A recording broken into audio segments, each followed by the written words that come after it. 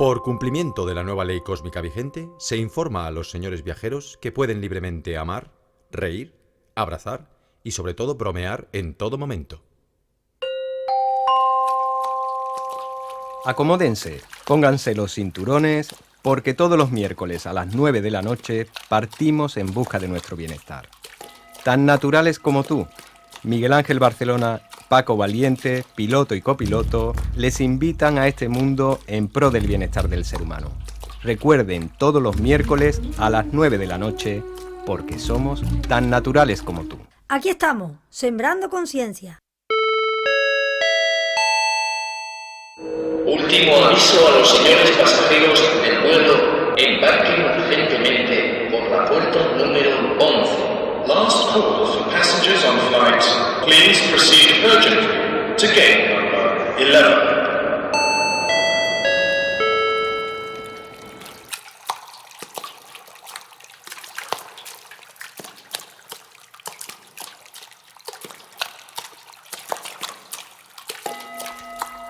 Muy buenas noches a todos los oyentes de Tan Naturales como tú, que todos los miércoles a las 9 de la noche les acompaña desde esta humilde morada de Alcalá de Guadaira, de Radio Guadaira, el 107.7 del dial.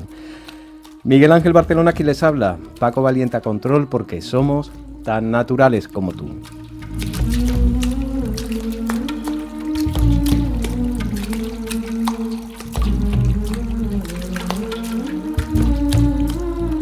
Bueno, decirle a todos los oyentes que también tienen oportunidad de sentirnos en este espacio tan naturales como tú en www.radioguadaira.net, que tenemos audiencia desde el exterior de España y que la verdad que es un placer siempre el que contacten desde el exterior para alabar y para contactar con nosotros un poco y conocer nuestro proyecto de Tan Naturales como tú.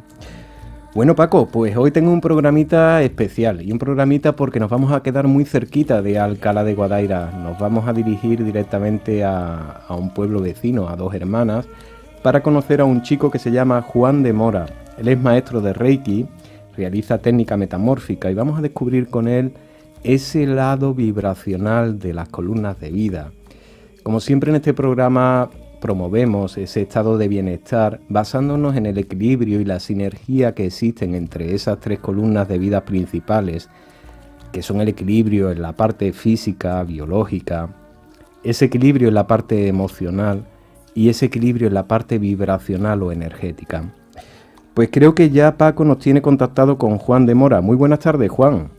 Buenas tardes, Miguel Ángel. Buenas tardes, Paco, y a todos los oyentes de Tan Naturales como tú.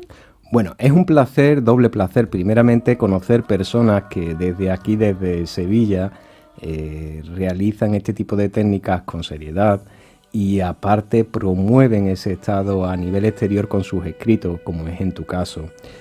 Pero yo quisiera un poco conocerte, conocer un poco tu esencia de vida, tu percurso de vida, y un poco conocer qué cambios pueden ocurrir en la vida de una persona para que elija el cambiar su vida por completo y trasladar su camino a este mundo tan maravilloso como es el mundo vibracional. Pues bueno, yo te puedo contar un poco mi historia, un poquito resumida.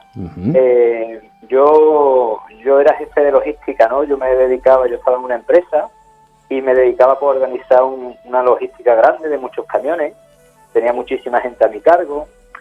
Y estaba sufriendo mucho, la verdad. Era un trabajo muy estresante, tenía un estrés continuo, muchísimo teléfono. Y cuando llegaba a mi casa por la noche, pues estaba súper cansado. Y no solo eso, ¿no? Sino que me tumbaba en la cama y me daban taquicardia, me sentía muy mal, ¿no? Estaba sufriendo mucho. Y como muchas veces el sufrimiento es lo que nos mueve un poco, ¿no? Pues digo, yo de esto tengo que salir. Entonces me puse a buscar y me apunté a un curso de inglés. Pero en este curso de inglés me encontré un cartel que ponía meditación trascendental, ¿no? Una meditación india. Yo no sabía ni lo que era eso. De hecho, para mí la gente que meditaba era gente rara. Entonces tú imagínate de dónde vengo yo, ¿eh? y cuando vi este cartel digo, mira, yo no sé, pero esto de meditación trascendental suena muy bien. Y yo creo que por lo menos el relax que estoy buscando lo voy a encontrar. Y bueno, sí que encontré ese relax, encontré esa calma. pero ahí se empezó a despertar un sentido de propósito. Ujú.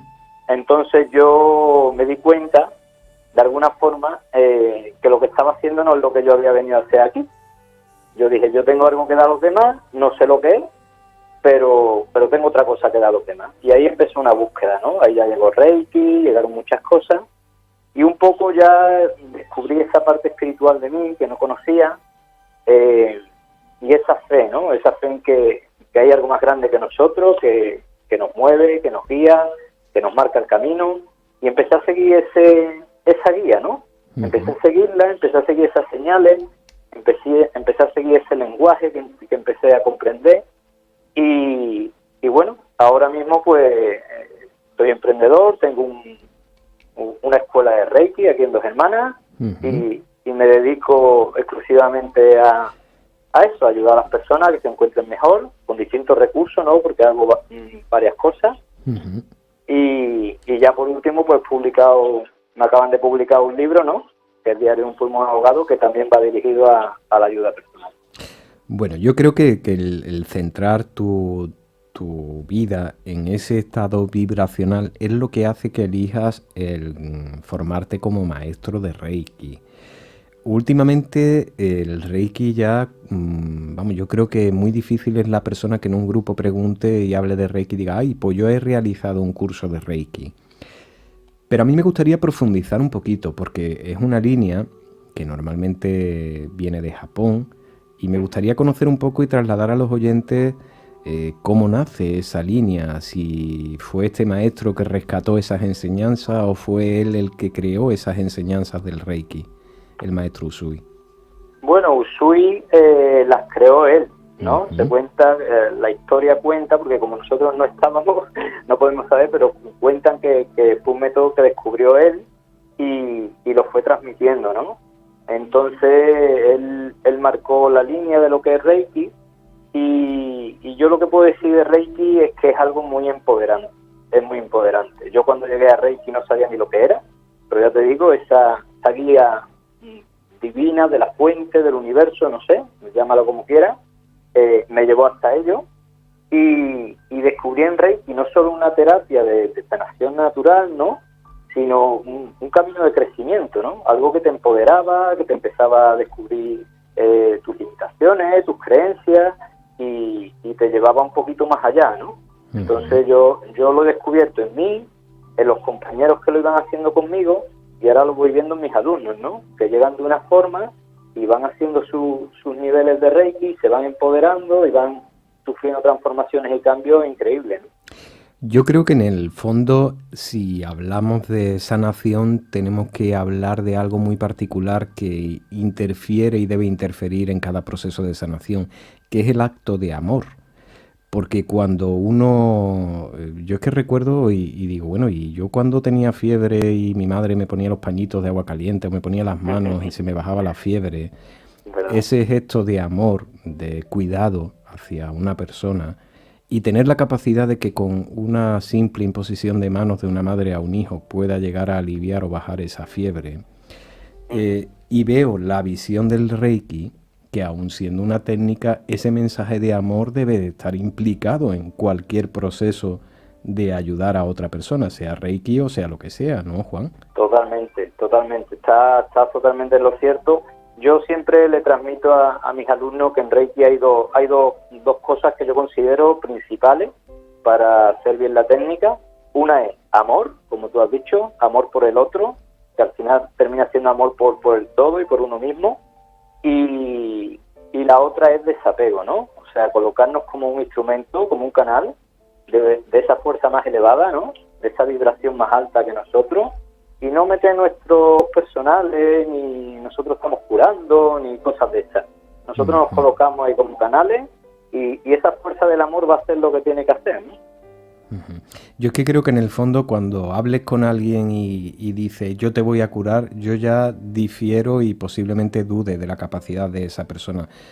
Porque creo que en el fondo no tenemos la capacidad de curar, sino que tenemos la capacidad de acompañar en ese proceso a la persona. Pero, como tú has dicho, la humildad o el desapego del ego es importantísimo cuando uno trabaja con estas técnicas. Porque esa capacidad es de todos. no de algunos. Ujú. Sí, sí, sí. Yo siempre lo digo, Reiki es algo que puede practicar cualquiera, no tiene que tener unos dones especiales, no tiene que ser más que nadie ni menos que nadie, es algo al alcance de cualquiera, que si lo hace desde esa humildad y desde ese amor, lo va a hacer estupendamente. No hace falta tener ningún otro don, ¿no?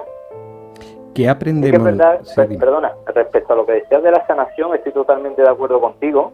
Nosotros no sanamos a nadie. Yo creo que la labor del terapeuta es activar los recursos de la autosanación de quien viene a verte, ¿no? Entonces, cuando a mí me viene a ver una persona, yo no la sano. Yo lo único que hago es ayudarla a encontrar su propia sanación, sus propios recursos, a empoderarla, ¿no? Ujú. Es muy interesante porque yo creo que son de las técnicas que se aprenden y eso te da la capacidad que tú puedas practicar a diario o que puedas, el que dediques un momento en el día para reequilibrar ese estado energético, o sea con el Reiki o con la meditación. Pero son cosas que nos ayudan en el día a día, que no es que tú vayas a que te den un masaje y ya después hasta que no vayas otra vez no la mejoría, que la mejoría te la llevas para casa y la puedes practicar, ¿no? Claro, claro. Además, una cosa, yo sí te puedo decir que ya te he contado, ¿no? Que yo no era nadie espiritual, no me interesaban estos temas. Y yo cuando descubrí Reiki, yo me lo daba todos los días. Y el día que no me lo daba, decía, pues medito. Pero el tener ese ratito de recogimiento para ti mismo y ese amor que también le damos a los demás, dárnoslo a nosotros mismos, para mí es un descubrimiento, ¿no? Y hoy día, después de muchos años, lo sigo haciendo, ¿no? Voy alternando distintas técnicas, pero yo, mi ratito de conexión, mi ratito de estar solo, en silencio, lo considero fundamental, ¿no? Una cosa importante también de transmitir a los oyentes y que conozcan, que la persona que practica Reiki, la función que realiza es de canalizar una energía, vamos a llamarla exterior, cósmica o universal, trámite su persona a la persona que le va a realizar la sesión, ¿no? Sí. Quiere decir que no se dirige la energía, sino que simplemente se deja que la energía fluya donde tiene que fluir, ¿no? Efectivamente. Es que esa energía, ¿no? Como yo siempre digo, es de una vibración más alta que la nuestra, ¿no? Por lo tanto, es más inteligente y esa energía sabe lo que tiene que hacer, sabe a dónde tiene que ir. Entonces yo a mis alumnos les enseño la técnica. Les digo que se dejen guiar por su intuición, si ven que tienen que colocar las manos en un sitio, o irse a otro, estar más tiempo en un sitio o otro. Realmente la técnica lo que nos enseña un poco cómo hacerlo, pero es la energía, ¿no? La energía la que actúa en la persona, y además no lo hace solo en el cuerpo físico, porque no estamos hechos nada más de un cuerpo físico. Tenemos también un cuerpo mental, tenemos un cuerpo emocional y tenemos un cuerpo espiritual. Y Reiki actúa a nivel holístico sobre todo esos cuerpos, ¿no? Holístico viene del griego holos, que se puede traducir como en conjunto, en totalidad. Entonces, cuando alguien llega a la consulta y recibe Reiki, la energía no solo le va a actuar en su cuerpo físico, sino que a lo mejor tiene un problema en su campo emocional y va a actuar ahí también, ¿no? Eso es lo bonito de la comunicación o la sinergia que comentábamos antes entre el triángulo de la salud o las columnas de vida, que se comunican entre ellos, y si das un estímulo en ese estado vibracional, igualmente va a existir una comunicación a nivel emocional y a nivel físico, biológico. Y eso es lo que promovemos aquí muchas veces en Tan Naturales como tú, es el conocer que siempre hay una visión un poquito más vertical sobre la situación, y no solo en la parte física o no solo en la parte emocional. Y que trabajemos donde trabajemos, el estímulo siempre va a ser comunicado a los otros estados, a las otras columnas. Sí, tenemos que darnos cuenta, ¿no? Las personas que aún pues piensan que son solo el cuerpo físico, ¿no? Que solo ven lo que pueden ver, lo que pueden tocar, que somos más que eso, ¿no? Cuando nos damos cuenta de que somos más que eso, muchas cosas cambian. Oye, hemos hablado de Reiki. Yo sé que es una técnica que se estudia, que se practica, que tiene su seguimiento con el maestro, que lo practica uno en casa y después lo lleva a cabo como un estado de meditación, un estado de equilibrio de energía. Pero hay algo que me llama la atención y me gustaría también que todos los oyentes conozcan, que es la técnica metamórfica.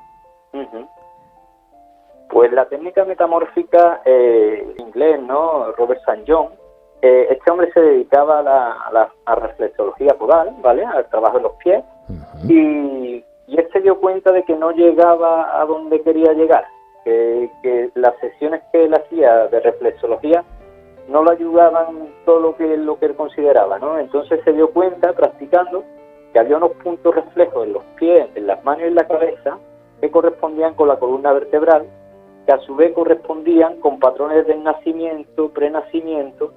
Entonces, trabajando en esos puntos, pues se llega a desbloquear situaciones, ¿no? Desbloquear emociones, desbloquear miedos, incluso desbloquear dones y talentos de la persona que tienen ahí tapados, ¿no? Y todo eso se realiza a través de un masaje en los pies. Sí, es un masaje suave en la cara interna de los pies, en las manos y en la cabeza. Es un masaje de casi 1 hora y ya te digo, es también sorprendente, ¿eh? Los efectos que causan las personas. Yo aquí en consulta no es mi técnica fuerte porque vibro más con Reiki, pero también los masajes metamórficos también veo que tienen una efectividad muy grande. Bueno, yo antes de pasar a hablar de este libro que han lanzado al mercado ahora, Diario de un pulmón ahogado, la verdad que me ha llamado muchísimo la atención el libro, pero a todas las personas hay que decirles que tú te encuentras en Dos Hermanas, aquí cerquita de Alcalá de Guadaira. Y tienes un centro donde, aparte de impartir cursos, que creo que este mes de mayo tanto comienzas con niveles de primer nivel como diferentes, ¿no? Sí, este mes de mayo tengo talleres de nivel 1 de Reiki, de nivel 2, y también tengo un taller para dejar de fumar el día 27, que va acorde a con lo que vamos a hablar ahora del libro. Es muy interesante porque, mira, yo no he tenido oportunidad de leerlo todavía, pero mi mente ha podido interpretar por el título mucha información. Y creo que me gustaría un poco hablar contigo y a ver si confirmamos si efectivamente ese sentido de este libro, de este título, Diario de un pulmón ahogado, es lo que yo me he podido imaginar o sentir, porque, claro, vemos Diario de un pulmón ahogado y lo primero que pensamos es que es un libro para dejar de fumar. Pero yo creo que en el trasfondo de ese libro, si nosotros pensamos que nuestra respiración es el pilar o la puerta principal para nuestro estado de meditación, puede tener mucho que ver también con ese estado de autoayuda. Aparte de que dejemos de fumar, ¿qué es malo? Bueno, no vas mal desencaminado, ¿eh? Veo que la intuición la tienes muy trabajada tú también. Pues cuéntame, Juan. Pues mira, el otro día lo presentamos en el espacio de Esteban Vázquez, que sé que ha estado también por tu programa. Sí, efectivamente. Le mandamos un saludo desde aquí. En la segunda temporada estuvo con nosotros. Pues en el espacio de Esteban, y Esteban se lo ha leído, ¿no? Y me dijo, Juan, si presentas el libro solo como algo para dejar de fumar, estás siendo muy injusto con el libro. Y no es la primera persona que me lo dice. Entonces, he ido descubriendo, ¿no?, a través de los lectores, que el libro es un manual para empoderar. Es un manual que te empodera, termina siendo una guía de autoayuda y de empoderamiento, porque te ayuda con la gestión de emociones. Hablamos de ansiedad, hablamos de hábitos, hablamos de cómo se enfrentan los desafíos, los retos, y sí, te ayuda a dejar de fumar porque estás enfocado en ello, pero es que te ayudan muchas cosas más. Hombre, yo me gustaría un poquito comprender, porque sé que es un manual que en el fondo no es solamente teoría, también tiene, creo, su parte práctica, ¿no? Sí, claro, es que se llama Diario de un pulmón ahogado porque es mi diario, es mi experiencia, ¿no? Desde antes de dejar de fumar, el mes antes, el día que lo dejo, los 3 días después, en fin, voy contando la experiencia y entre experiencia y experiencia voy intercalando capítulos, ¿vale? Donde ahí hablo de motivación, de hábitos, de la mente, en fin, vamos hablando de muchas cosas y se hace muy ameno de leer porque vas viendo, mira, yo cuando dejé de fumar, yo buscaba algo que la experiencia de alguien que me dijera que lo estaba pasando tan mal como lo estaba pasando yo, y yo eso no lo encontré muchos libros, pero ninguno estaba centrado en las emociones que se mueven cuando uno deja de fumar, ¿no? Entonces he dicho, bueno, pues si no está, voy a hacer como hizo el de Chupachú, ¿no? Voy a coger caramelo, le voy a poner un palito y lo invento yo. Bueno, toda persona que quiera conseguir ese libro en Alcalá de Guadaira creo que lo van a tener muy fácil porque pueden encontrarlo en una librería de aquí, de Alcalá de Guadaira, ¿no, Juan? Sí, está en la librería Término, allí tenemos unos cuantos de ejemplares, entonces toda aquella persona que sea de Alcalá pues lo puede adquirir allí, tiene un precio de 11,99, no es prohibitivo y ya les digo que no se van a arrepentir. Tengo una confianza absoluta en el libro por los mensajes que me están llegando, ¿no? de la gente que lo lee. Pues toda persona, y además queremos comentar, cuando tengas oportunidad de presentarlo por aquí, por Alcalá de Guadaira, sería un placer poderle transmitir a los oyentes la cita para que puedan acudir un poco a conocerte y conocer un poco tu labor.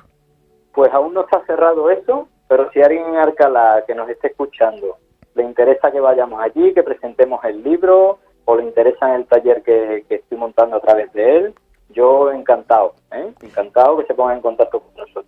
¿Y alguna persona, algún contacto para que puedan dirigirse a ti? Porque sé que el centro lo tienes en la calle Reyes Católicos en Dos Hermanas. Sí, es un centro que se llama Los 5 Elementos, porque lo compartimos varios compañeros. Y aquí, bueno, pues me pueden encontrar o bien en mi página web, que es www.escuelareikijuandemora.com. Con que pongan en Google Reiki Juan de Mora me encuentran. Juan, pues es un placer contactar contigo, saber que estás cerquita y que estás realizando y moviendo tantas cosas referentes siempre al bienestar del bien ser humano. Y por eso es nuestra llamada, conocerte, conocer un poco este libro que has presentado hace poco y que ha salido hace poco. Y nos gustaría que nos trasladaras a los oyentes algunas palabras. Siempre nos gusta que los invitados nos dediquen algunas palabras a los seguidores de Tan Naturales como tú. Pues yo a tus oyentes lo primero te quiero felicitar, ¿no? Porque gente que haga programas de conciencia, de bienestar, creo que son muy necesarios estos programas, muy necesarios. Entonces os quiero felicitar por vuestra labor y a la gente que os escucha por seguiros. Y yo le diría a la gente que tengan esperanza, que vivimos un momento complicado, donde las cosas están pasando muy rápido, pero que tengan esa fe, esa esperanza de que esto no es un caos, que esto está perfectamente organizado por esa inteligencia superior, ese universo, esa fuente, o llamémoslo como quieran, y que al final todo nos lleva a buen puerto. Juan, muchísimas gracias, de verdad. Es un placer conocerte. Espero que nos conozcamos personalmente próximamente y podamos un poquito divagar, porque cuando encuentras personas que cambian su vida, que dedican su vida siempre en ayuda a los demás, yo siempre destaco ese acto de amor que hemos hablado antes. Y eso es importantísimo, porque la humildad y la negación del ego en el proceso de sanación creo que es lo principal para poder ayudar a la persona que viene o que tienes delante. Pues Miguel Ángel, muchísimas gracias por llamarme, por contar conmigo y encantado. Cuando quiera nos tomamos algo juntos Estupendo. Y charlamos. Pues un cordial abrazo desde Alcalá de Guadaira a Juan de Mora, que nos visita y nos presenta su libro, que la verdad que lo pueden encontrar en la librería Término aquí en Alcalá de Guadaira. Y como hemos dicho, no es un libro para dejar de fumar, es un libro que abarca muchísimo más estados emocionales y sería Diario de un pulmón ahogado. Muchísimas gracias. Muchísimas gracias, un abrazo, Juan. Un abrazo, hasta luego. En Radio Guadaira con Miguel Ángel Barcelona, porque somos tan naturales como tú.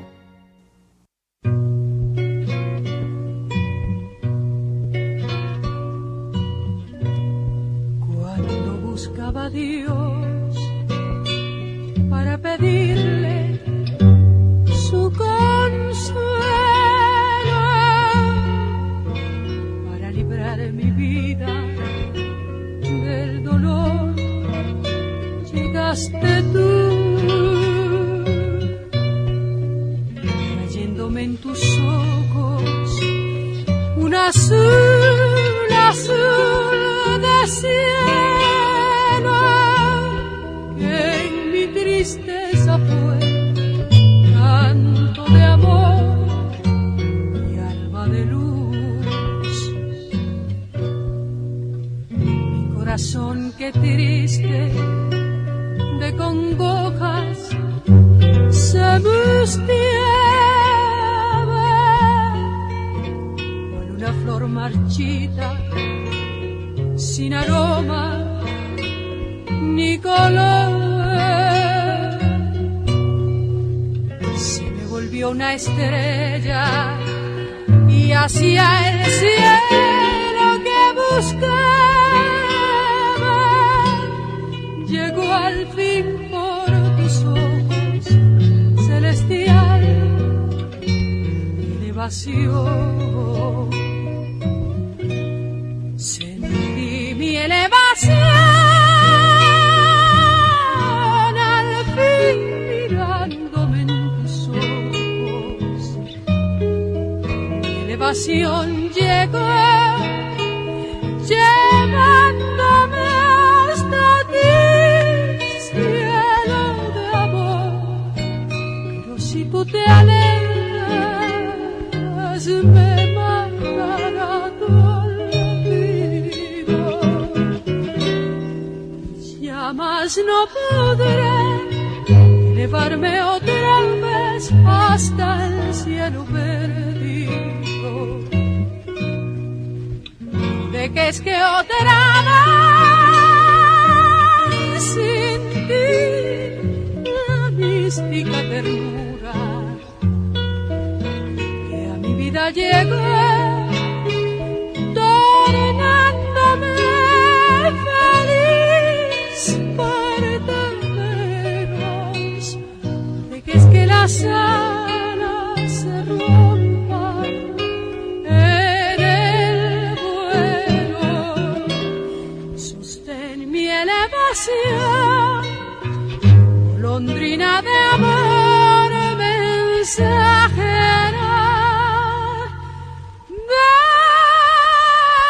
del cielo.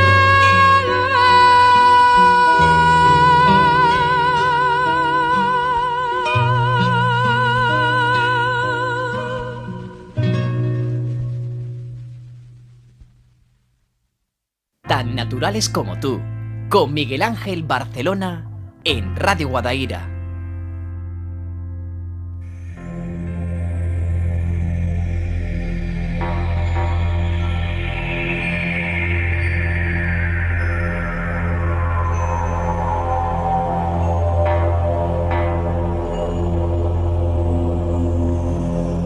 Bueno, Paco, seguimos adelante y Tan naturales como tú siempre tiene ese sentido de búsqueda, ese sentido de aprender, de buscar información sin un objetivo crítico, sino simplemente conocer, informarnos y que después cada uno tenga las sensaciones y tenga la capacidad de poder elegir en su pensamiento todo lo que podemos ofrecer dentro del bienestar del bien ser humano. La semana pasada nos quedamos hablando y encantadísimos con Gonzalo Pérez Sarró, que es colaborador de Cuarto Milenio, el programa de Iker Jiménez, que la verdad que fue un programa que se me quedó la mitad del programa en el tintero que habíamos preparado, pero que merecía la pena tantísimo el hablar con este señor y llevarnos a ese mundo del misterio. Pero yo siempre me pongo, y como decía con Paco Valiente esta mañana en el matinal Diario 2.0, si realizamos una visión histórica, antropológica del ser humano y de su búsqueda en el bienestar, yo muchas veces me quedo como diciendo, Dios mío, con la boca abierta cuando miro civilizaciones antiguas que ya tenían un sentido de la medicina y un sentido de la curación y de la sanación tan tremendos. Yo siempre digo que mi fuerte es el romanticismo de la sanación, y es cuando verdaderamente a mí me enamora esa época donde encontramos grandes maestros sobre el 1762, 1800 y pico, donde ahí comienza un poco ese resurgir romántico de la medicina natural, donde se participan con todos los elementos de la naturaleza, como pueden ser las aguas, los balnearios. Y por destacar algunos, simplemente de esa parte romántica, que ya tendremos oportunidad de llegar adelante, porque hoy nos vamos a trasladar muy atrás, vamos a irnos muy al pasado y conocer esa evolución de las civilizaciones antiguas en el proceso de la medicina y de la sanación. Pero en esta parte romántica, que para mí creo que es un referente, el doctor Christoph Uffeland, que la verdad, siendo profesor de medicina higienista y siendo médico alopático, fue un gran precursor de la medicina natural y fue un gran tolerante y mostró muchísimo interés por los estudios de Hahnemann, ahora que se ha puesto otra vez de revolución y noticia la homeopatía. Podemos decir que ya Hahnemann en su época del 1700 y pico ya tenía esas teorías, y este doctor alopático, el doctor Christoph Uffeland, fue también mostró gran interés y fue muy tolerante con las teorías de Hahnemann. Para mí principalmente Uffeland es un precursor dentro de lo que es la macrobiótica o el arte de alargar la vida. Y es uno de los fundamentos principales que él lleva hacia adelante, que es un fundamento de la línea hipocrática, que es la fuerza vital curativa.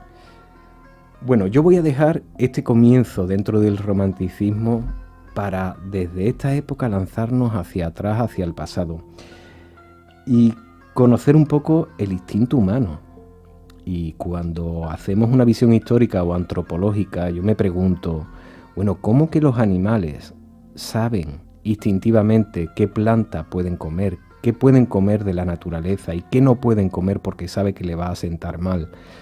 Yo creo que ese instinto animal el ser humano lo ha tenido y lo sigue teniendo. Lo que pasa es que ahora, posiblemente por razones de la evolución que ha existido en las últimas épocas con mayor evolución y mayor rapidez, vamos perdiendo esa capacidad instintiva de saber qué nos hace bien a la hora de comer, qué nos puede dañar y qué nos puede hacer mal.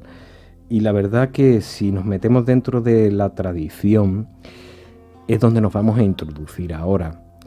Y vamos a realizar una pincelada hacia el pasado. Nos vamos a ir a conocer a antiguas civilizaciones, conocer un poco su función dentro de la medicina, conocer cómo los egipcios, por ejemplo, ya tenían especialidades médicas. Cuando uno tenía un problema en un ojo, pues iba a un médico oculista egipcio, o cuando tenía otro problema de cabeza, pues iba a otro médico diferente. Vamos a conocer muchísimas cosas en este audio que vamos a escuchar en este momento, que va a ser la primera parte de este ciclo que vamos a abrir de la historia y la antropología de la curación o la sanación. Adivinamos que las primeras prácticas curativas no estarían muy lejos de ser ritos religiosos o mágicos, unidos en ocasiones al conocimiento de algunas plantas benéficas.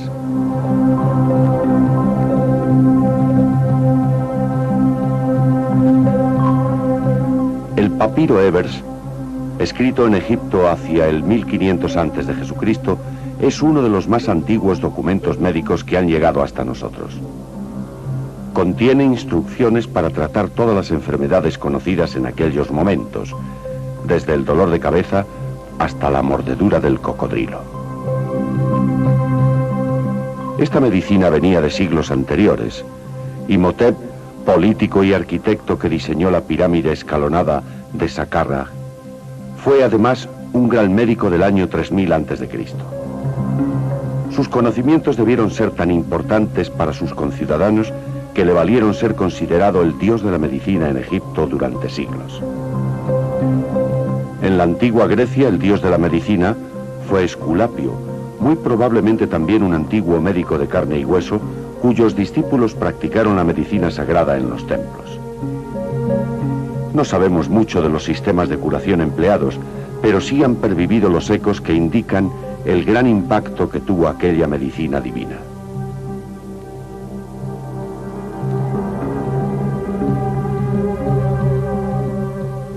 A partir de la época clásica aparece la medicina en su forma más parecida a la que conocemos actualmente. En su nacimiento tiene gran importancia la personalidad más influyente de toda la medicina antigua, Hipócrates de Cos. Hipócrates rompe con la medicina sacerdotal, insistiendo en que la enfermedad tiene causas naturales y que, por tanto, naturales deben ser también los tratamientos a emplear. Salud equivale a equilibrio, según Hipócrates. Equilibrio de los 4 humores o sustancias fundamentales que contiene el cuerpo humano. Paralelamente a los 4 elementos básicos que componen el universo material, aire, agua, tierra y fuego, los 4 humores son los constitutivos, en diversas proporciones, de todos los componentes del organismo humano. Son la sangre, la linfa, la bilis negra y la bilis amarilla. Del equilibrio de estos 4 humores, con sus opuestas cualidades de calor, frío, sequedad y humedad, dependen tanto la salud humana como los distintos temperamentos de las personas. La tarea del médico reside, por tanto, en prevenir estos desequilibrios de sustancias y, si se producen, tratará de restaurar la proporción adecuada de cada una de ellas. El sistema hipocrático ha dejado profunda huella en la historia de la medicina. Su fundador fue llamado durante siglos padre de la medicina y ha sido considerado siempre un modelo de entrega desinteresada a la profesión. Roma disponía de avanzados procedimientos para proteger la salud pública, como suministro de agua, alcantarillado, etc., pero no disponía de una medicina tan avanzada como la griega. En realidad, desconfiaban de ella, y no fue hasta que Julio César permitió obtener la ciudadanía romana a los médicos griegos que estos pudieron ejercer su profesión en el imperio. El mayor de estos médicos griegos instalados en Roma fue Galeno, suprema autoridad médica hasta hace muy pocos siglos. Fue médico de 3 emperadores y escribió más de 500 obras. Su mayor arma fue la práctica de los estudios anatómicos, aunque por razones culturales de la época tuviera que hacer sus disecciones sobre cerdos y monos. Su autoridad fue tal que sus errores, que también los tuvo, impidieron el progreso de algunos aspectos de la medicina durante siglos.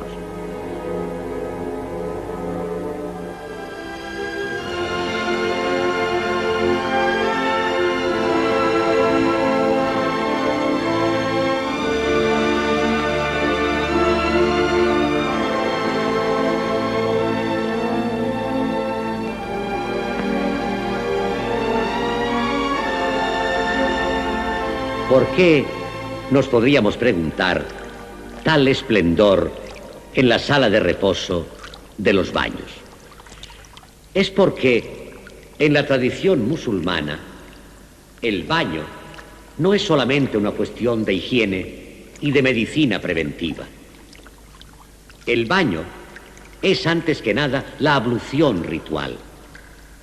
El musulmán solo puede orar ante Dios en una pureza absoluta de cuerpo y de alma. Y es esta meditación a la que nos induce esta sala de reposo. Nada nos puede introducir mejor a la presencia de Dios que la belleza y el esplendor de este arte que expresa al Dios invisible, Dios trascendente. La doctrina básica del Islam es el Tauhid, que resalta la unidad fundamental entre todas las cosas existentes. La disparidad, la multiplicidad que se aprecia al mirar en torno nuestro no hace referencia más que al mundo de las apariencias, porque, intrínsecamente, todas las cosas que se ven no son más que las partes interdependientes de un gigantesco todo, el macrocosmos.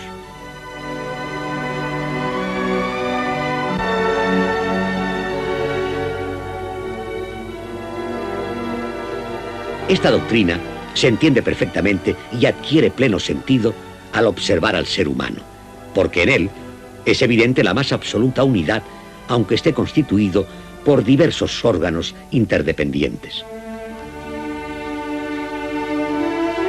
También existen unidad e interdependencia entre las personas y el medio ambiente que le rodea. Y hay también unidad entre el cuerpo físico y las facultades psíquicas, como la medicina psicosomática viene también a enseñarnos. El hombre, reuniendo así en su unidad todos los grados del ser, es un completo microcosmos que reproduce en pequeña escala todo el universo. La más perfecta expresión de esta unidad es la armonía entre todas sus partes, el equilibrio. equilibrium with the world outside, equilibrium within the body, Equilibrio con el mundo exterior, equilibrio dentro del cuerpo y equilibrio vertical entre el cuerpo, el alma y el espíritu del hombre. En lo que respecta al equilibrio corporal, la medicina islámica sigue la teoría galénica de los 4 humores, relacionados con los 4 elementos y las 4 naturalezas, y en la importancia de mantener el equilibrio sobre ellos. Pero la medicina islámica fue mucho más allá, desarrollando la relación entre el equilibrio interior y el mundo exterior, y la importancia de la dieta como modo de ayudar al hombre a conservar su equilibrio físico y el equilibrio con el mundo de la naturaleza, del que obtiene la energía que necesita al comer y beber sus diversas sustancias. Otro elemento muy importante para la cuestión del equilibrio en la medicina islámica era la idea de que el hombre no solo estaba compuesto de alma y cuerpo, sino de alma, cuerpo y espíritu. Y realmente la salud total es un perfecto equilibrio entre los tres. Es fundamental, pues, la prevención de la enfermedad. De ahí la cantidad de consejos que, provenientes en gran parte del profeta, comenzaron a proliferar desde los primeros momentos del Islam. Comed y bebed sin exceso. El estómago es el asiento de las enfermedades. La dieta es el principio de la curación y la intemperie, la fuente de todas las enfermedades. Se recomendaban hábitos dietéticos. Los productos más aconsejables, lácteos, frutas, miel y el aceite de oliva. Se añadían además consejos de higiene moral, evitar la cólera y las pasiones tristes, hacer ejercicio. En caso de enfermedad, lo más importante es estimular la capacidad de reacción del cuerpo humano, cuyo estado natural es la salud. Las medicinas ayudan a esta reacción, siendo preferibles las de origen vegetal.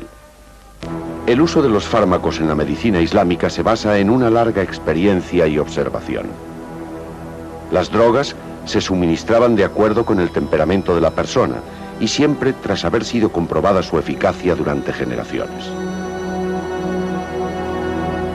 A las fuentes de farmacología persas, hindúes y griegas, los médicos del Islam incorporan un buen número de sustancias medicinales.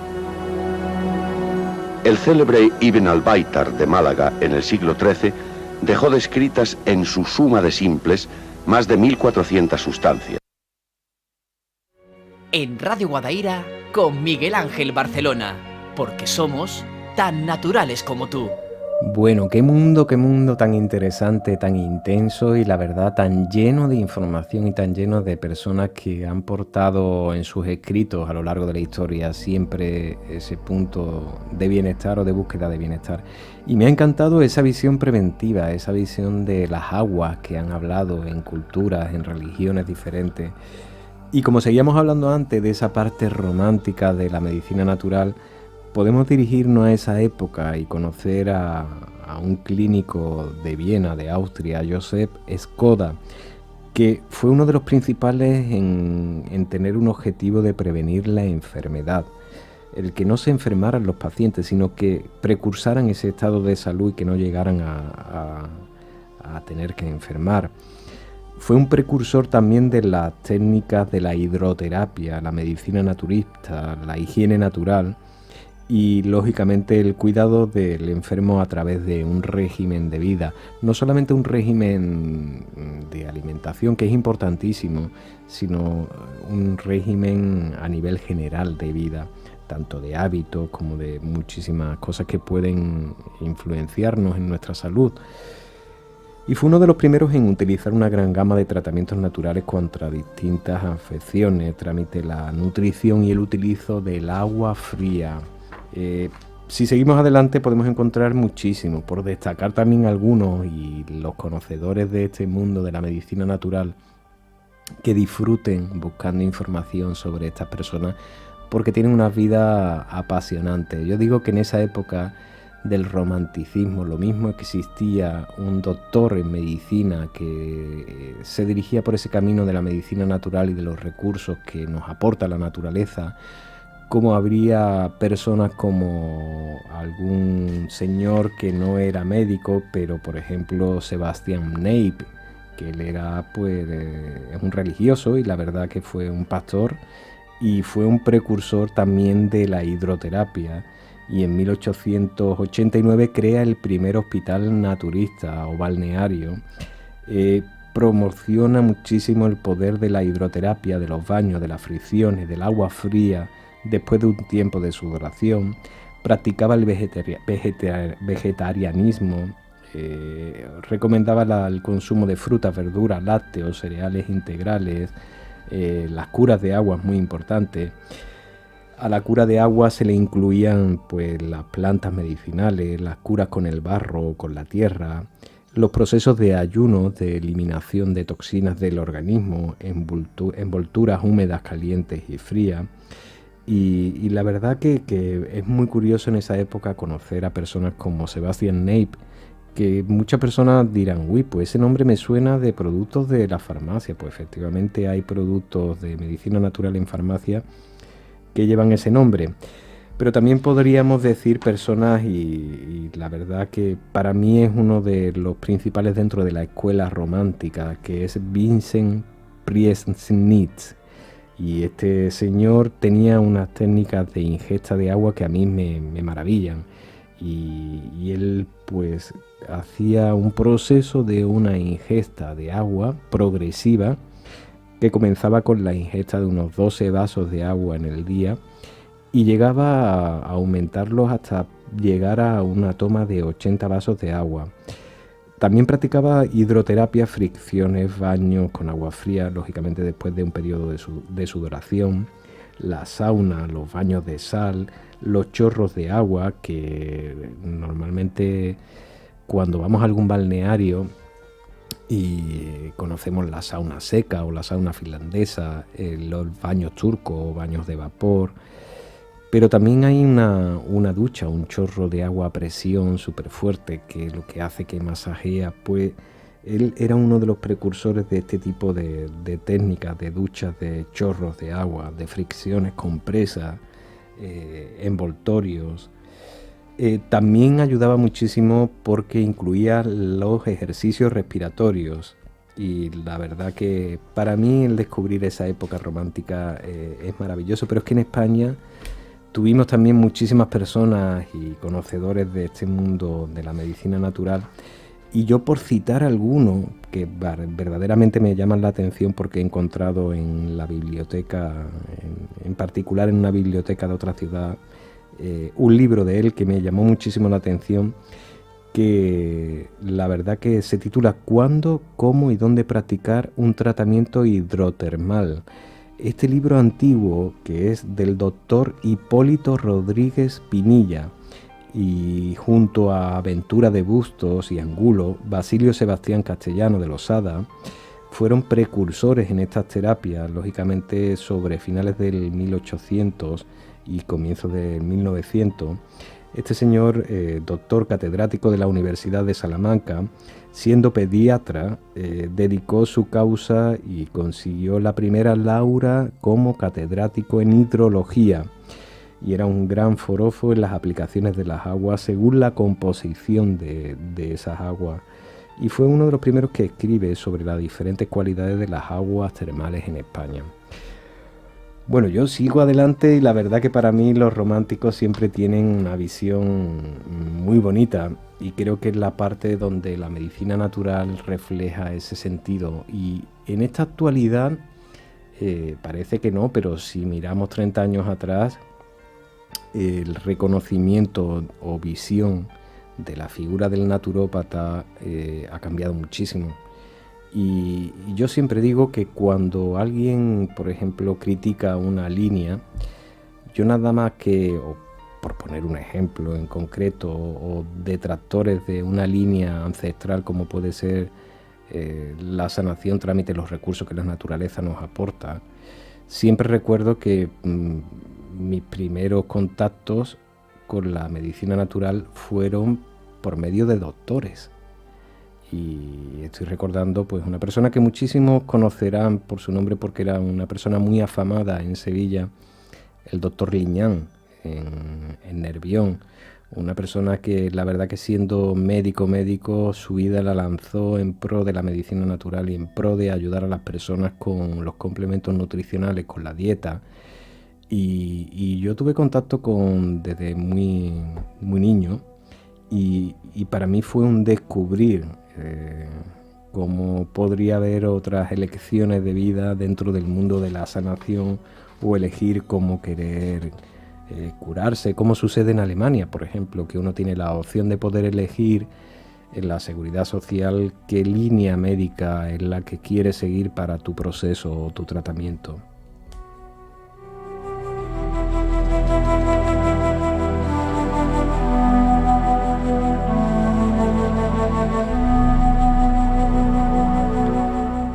Bueno, Paco, yo antes de terminar y haciendo esta pequeña introducción o visión de la sanación a nivel histórica, antropológica, me voy a quedar un poco en el siglo pasado, en la actualidad, como ya desde 1939 Alemania destaca la regulación de la figura del diplomado no médico o Heilpraktiker, que sería la figura del naturópata en Alemania.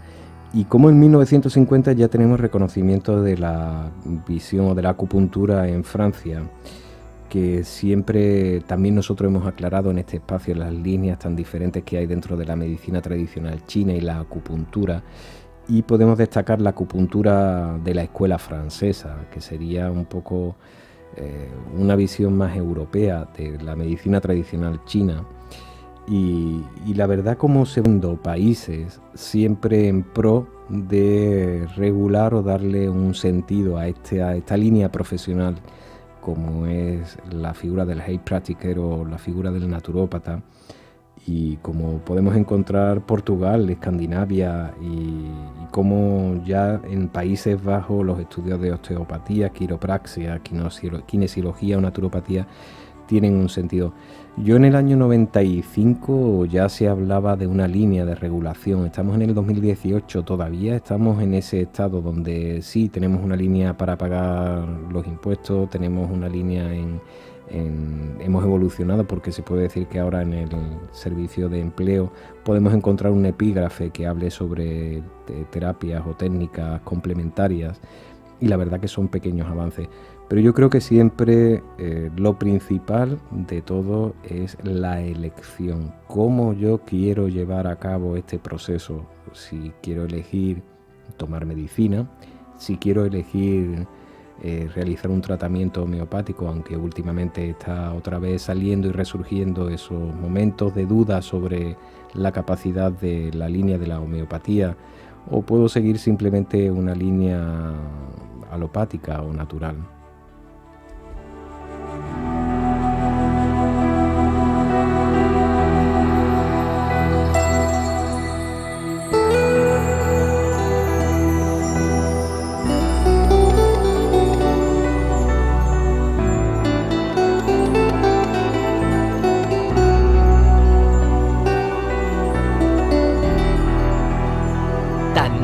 Como tú, con Miguel Ángel Barcelona en Radio Guadaira.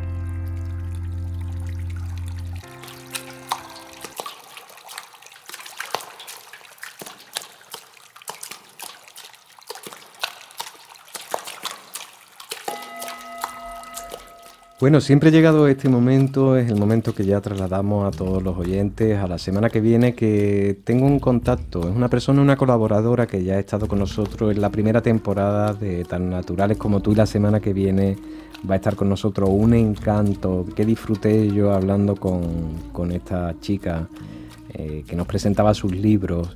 Y por fin nos presenta un libro pues que está recién paridito de hace un mes o así, que se llama Miradas Peregrinas, de Ángela Castillo Olmo. Para mí es un placer recibirla, tanto por su colaboración que tuvo con nosotros, como para que nos abra un poquito esas puertas de esas miradas peregrinas recién escritas. Bueno, pues no nos queda más que emplazarles hasta la semana que viene, siempre repartiendo un poquito de bienestar al bien ser humano, desde este humilde programa, desde el 107.7 del dial radioguadaira.net. Miguel Ángel Barcelona aquí les habla, Paco Valienta controla. Hasta la semana que viene, porque somos tan naturales como tú. De todos los seres vivientes, la gente de piedra, la madre tierra, el padre cielo, el abuelo sol, la abuela luna, los subterráneos, el pueblo de las estrellas, los humanos, los hermanos y hermanas del cielo, los hermanos de pie o los árboles, y los seres del trueno. Gracias, gran espíritu y gran misterio, por tanta belleza a mi alrededor. Anita, de toda esta gente no sabrá alguien dónde he dejado yo las llaves.